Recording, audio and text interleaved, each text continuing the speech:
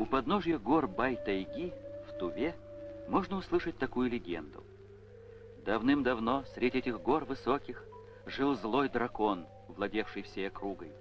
Никто его при свете дня не видел, лишь по ночам он покидал пещеру, губил людей и жег огнем жилища. Под страхом самой страшной лютой казни никто не смел глаза поднять на небо, когда он пролетал во мраке ночи, вершить разбой и править пир кровавый. Хранил он тайну древнего заклятия, что солнце принесет ему погибель, и потому всегда таился света и глаз людских, горящих светом жизни. Но жил в селении смелый камнерез. Не побоялся он запрет нарушить, а поутру из камня, как живого, он вырезал обличие тирана и солнцу показал свое творенье.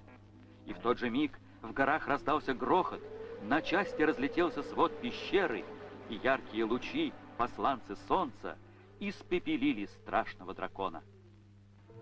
Герою этой легенды удалось создать истинное произведение искусства. Но чудеса бывают не только в сказках. Посмотрите, как под руками известного мастера Тандука Дойбухаа из обычного камня рождается настоящее чудо.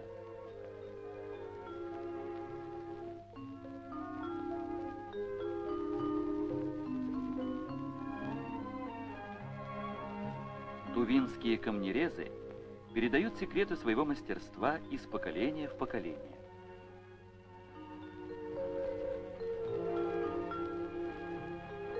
Эти две девочки из поселка Кызылдак, Аяна и Демырак, уже владеют многими тонкостями древнего народного искусства.